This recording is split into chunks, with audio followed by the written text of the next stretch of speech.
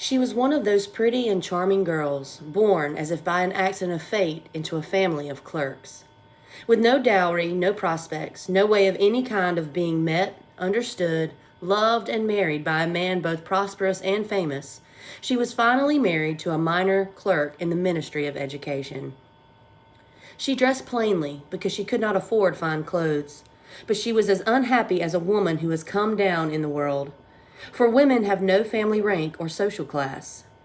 With them, beauty, grace, and charm take the place of birth and breeding. Their natural poise, their instinctive good taste, and their mental cleverness are the sole guiding principles which make daughters of the common people the equals of ladies in high society. She grieved incessantly, feeling that she had been born for all the little niceties and luxuries of living.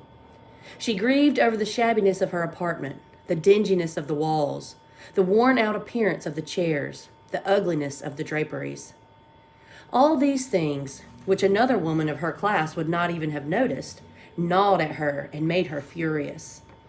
The sight of the little Brayton girl who did her humble housework roused in her disconsolate regrets and wild daydreams. She would dream of silent chambers, draped with oriental tapestries and lighted by tall bronze floor lamps, and of two handsome butlers in knee breeches, who, drowsy from the heavy warmth cast by the central stove, dozed in large overstuffed armchairs. She would dream of great reception halls hung with old silks, of fine furniture filled with priceless curios, and of small, stylish, scented sitting rooms just right for the 4 o'clock chat with intimate friends, with distinguished and sought-after men whose attention every woman envies and longs to attract.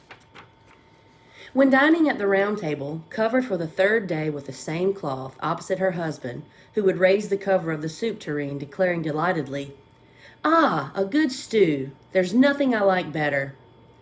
She would dream of fashionable dinner parties, of gleaming silverware, of tapestries making the walls alive with characters out of history and strange birds in a fairyland forest.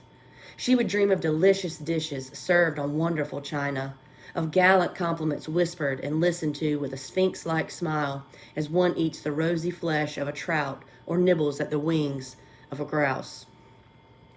She had no evening clothes, no jewels, no nothing. But those were things she wanted. She felt that was the kind of life for her. She so much longed to please, be envied, be fascinating and sought after. She had a well-to-do friend, a classmate of convent school days whom she would no longer go to see, simply because she would feel so distressed on returning home. And she would weep for days on end from vexation, regret, despair, and anguish. Then one evening, her husband came home proudly holding out a large envelope. "Look," he said, "I've got something for you." She excitedly tore open the envelope and pulled out a printed card bearing these words: "The Minister of Education and Madame Georges Ramponneau beg Mr. and Madame Loisel to do them the honor of attending an evening reception at the ministerial mansion on Friday, January 18th. Instead of being delighted, as her husband had hoped, she scornfully tossed the invitation on the table, murmuring, "What good is that to me?"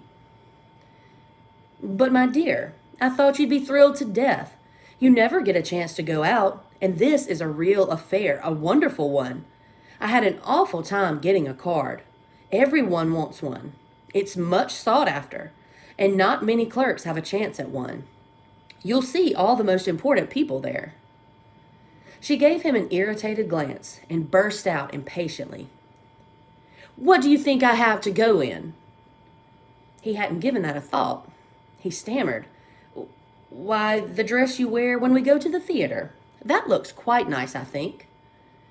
He stopped talking, dazed and distracted, to see his wife burst out weeping.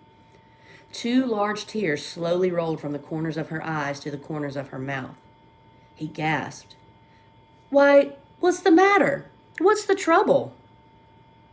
By sheer willpower, she overcame her outburst and answered in a calm voice while wiping the tears from her wet cheeks. "Oh, nothing. Only I don't have an evening dress, and therefore I can't go to that affair. Give the card to some friend at the office whose wife can dress better than I can." He was stunned. He resumed,